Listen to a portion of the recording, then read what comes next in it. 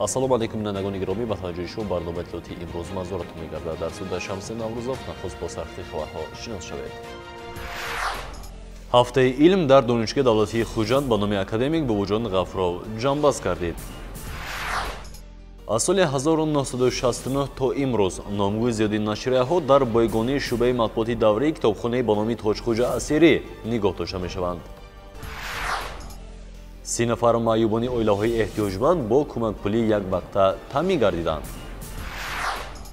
як ҷавон духтари 19 сола даст ба дуздӣ задааст.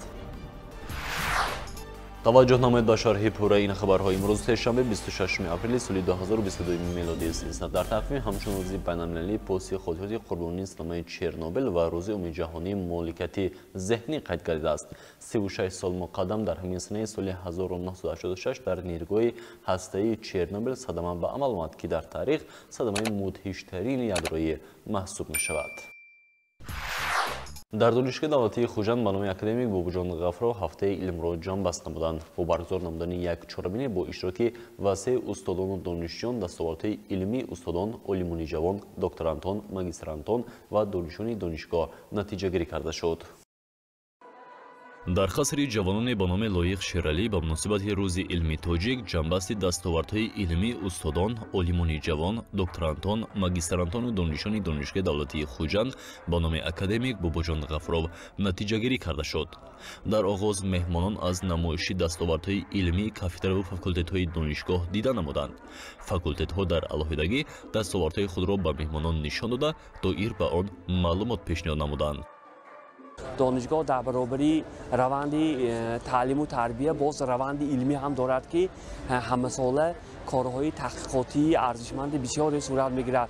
خب دستاوردهای دانشگاه دولتی خوجند از همین سطح دانشگاهی سر کرده تا سطح بین‌الخلقی در بسیار چاره‌جویی‌های خوب و بزرگ معرفی می شود و همین کنفرانسی که طی یک هفته صورت گرفت در همین کنفرانسی قریب 2000 معروضه استادان دانشگاه، محققان، دکترانتان و عنوانجویان، ماجسترانتان و دانشجویان موردی بررسی قرار گرفتند. چندین بخش‌ها بود وابسته به کافدرها از روی سمت‌های گوناگون تحقیق خب معروضه‌های سطح گوناگون شنیده شد.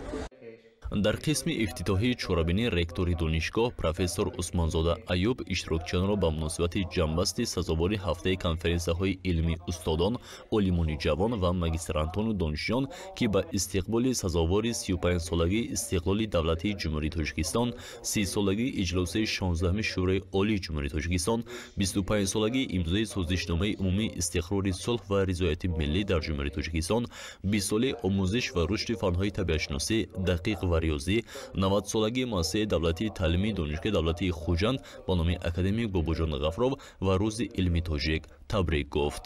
қобили таъкид аст ки дар ҳафтаи конференсия 4 бахш амал карданд. дар бахши устодон муҳаққиқони ҷавон 772 маъруза, дар бахши докторантону магистрантон 338 маъруза ва дар бахши донишҷӯён 1422 маъруза ироа гардид. در مجموع در یک هفته 2538 معروضه مورد محاکمه قرار گرفتند. از این جهت برای رشد علم و اینواستی سپارش داده می شود که عنعنه نشر بهترین معروضه های استادان را ایحا نموده مجموع علایق علمی را با صفت یک دستاورد نظری استادان به نشر رساند. مدیر شعبه رشد اجتماعی و رابطه با جامعه دستگاه رئیس ولایت سوق توجیبای سلطانی نیز با سخن برآمده نامه تبریکاتی رئیس ولایت را به سمع اشتراکداران رسانید. مفصوف ابراز داشت که دانشگاه دولتی خوجند به نام اکادمیک باباجان غفورov همچون بارگاه علم و معرفت و مسکن تعلیمی نسل‌های سازنده و متخصصان جوابگوی طلبات زمان در پیشرفت و انکشاف معنوی مملکتمان نقش ارزنده دارد. باعث افتخار است که جوانان کشور از جمله جوانان ولایت سوق در تحکیم پایه‌های دولتداری و رشد باثبات جامعه و پیشبرد تطبیق سیاست سازنده پیشوای معظم ملت پرزیدنت جمهوری تاجیکستان محترم امامعلی رحمان، حکومت جمهوری تاجیکستان و مقامات اجرایی حاکم دولتی ولایت نقش مهم می‌گذارند.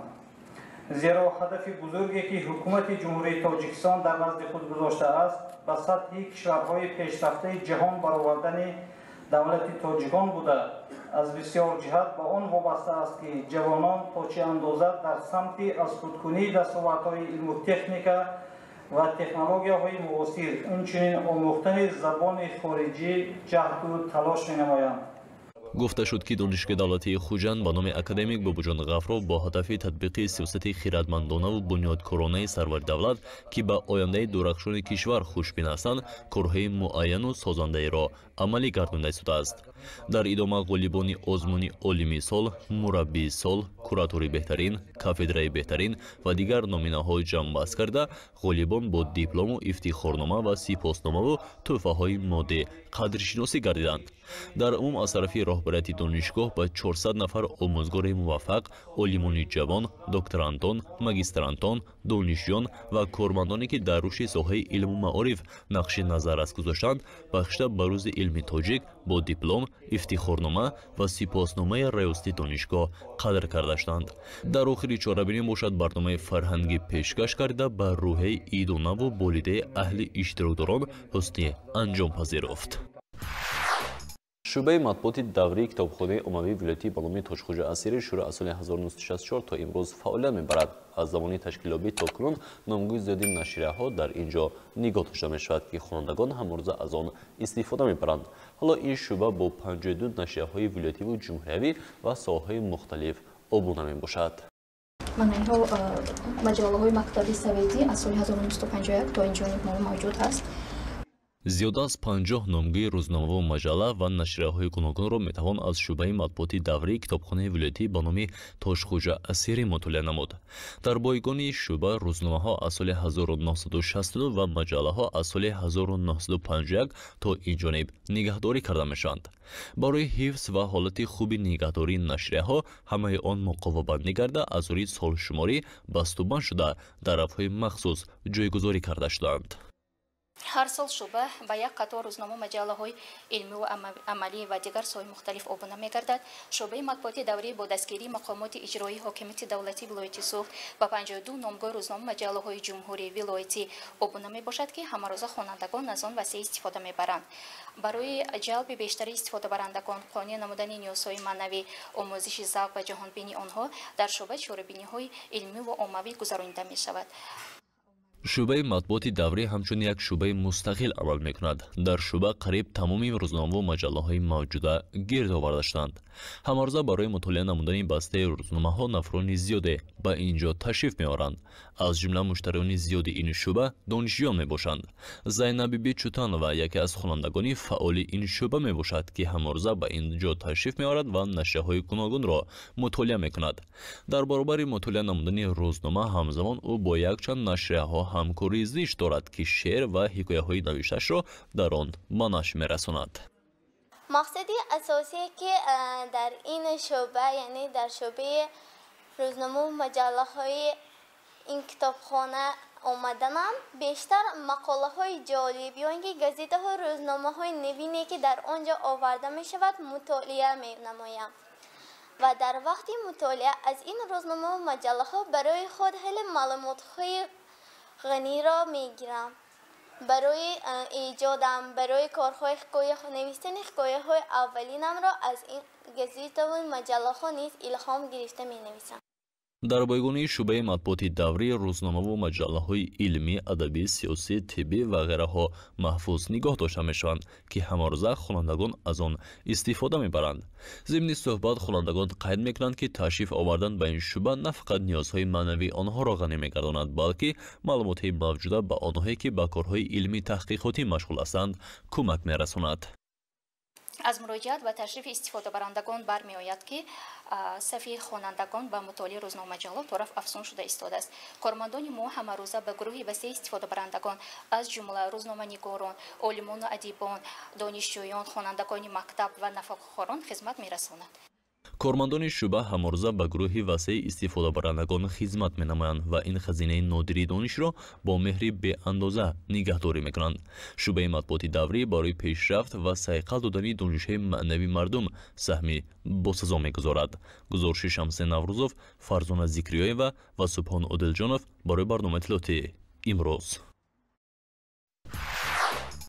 ташкилоти ҷамъияти дунёи меҳр 30 нафар маъюбони оилаҳои эҳтиёҷмандро бо кӯмакпулӣ яквақта таъмин намуд. Ин нафарон ки гурӯҳи маъюбӣ доранду бинобар вазъи саломатӣ ба ҷои имкони кор карданро доранд, чанде пеш ба ташкилоти мазкур муроҷиат намуда буданд.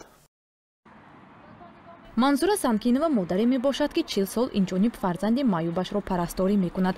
ӯ сокини ҷамоати Ҳайдар Усмони ноҳии Бобоҷон Ғафуров мебошад. худаш низ нафақахӯр буда барои харидории дорувори ба фарзанди маъюбаш ва пешбурди зиндагиаш азият мекашид. аз ин лиҳоз ба ташкилоти ҷамъияти дунёи меҳр барои кӯмак муроҷиат намуда буд. ҳамин дунёи меҳр чандин маротиба мова кӯмак кардам. миннатдорӣ худро баён мекунам. духтари ман дасташ сӯхтаги ахурди маъюби гурӯҳи дуюм табобаташ кӯмак кардам. ман ҳазор бор миннатдор аз инҳо.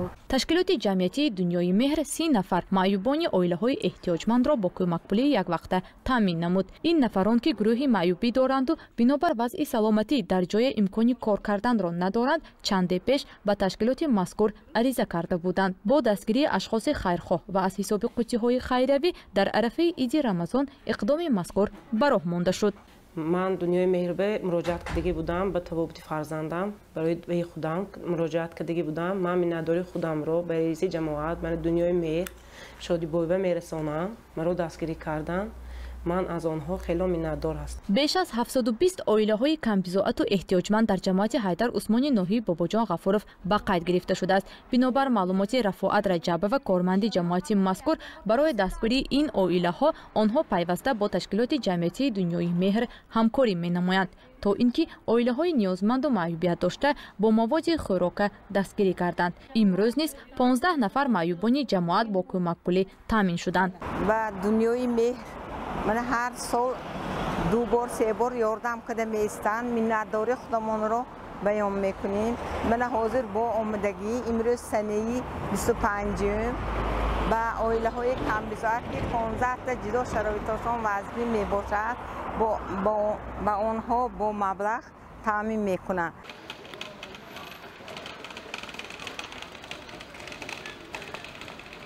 расул исломови 60 сола маъюби гурӯҳи якум мебошад. 4 сол инҷониб дар бистари беморӣ қарор дорад. имкони аз ҷой хестан ва роҳ гаштанро надорад. барои ӯ низ дар арафаи иди рамазон аробачаи маъюбӣ аз ҷониби масъулини ташкилоти ҷамъияти дунёи меҳр супорида шуд. من به دنیای مهر عریضه داده بودم برای شوهرم این سوشتگی یک جایی بودن. من به وعده داده رحمت میگه و به کمپانی که همی قدم های دستگیری کردن شرایطم نبود راست گفت. моҳи рамазон барои ин оилаи эҳтиёҷманд саховати худро овард, зеро бо дастгирии соҳибкорони хайрхоҳ хонаи онҳо таъмир гардида бо ҷиҳози лозимаи рӯзгор таъмин гаштанд. гузориши Уғлой Раҷаб ва Абдумалик Додоев барои барномаи иттилоотии имрӯз. ба шӯъбаи вазорати корҳои дохилӣ дар ноҳияи Ҷаббор Раслов бо ариза зани 57 солаи сокини ноҳияи мазкур муроҷиат намудааст ки 24 апрели соли 2022 тахминан соати 6 субҳ шахси номаълум бо роҳи пинҳонӣ ба хонаи истиқоматиаш омада аз он ҷо 4000 собунӣ ва як дат гарданбанди тиллоиро дуздида аз ҷои ҳодиса ғайб задааст. зарари расонида шуда 7000 собуниро ташкил медиҳад. дар натиҷаи гузарондани чорабиниҳои оперативӣ ҷустуҷӯ аз ҷониби кормандони милитсия ҷавон духтари 19 солаи сокини ноҳияи Спитамин ҳамчун гумонбар дар содир намудани ҷинояти дуздӣ дастгир карда шуд. оид ба ин ҳодиса парвандаи ҷиноятӣ бо моддаи 244 қисми 2 кодекси ҷиноятии ҷумҳурии Тоҷикистон оғоз карда шуда тафтишот идома дорад. дар ин бора собунаи расмии вазорати корҳои дохилии ҷумҳурии Тоҷикистон хабар медиҳад.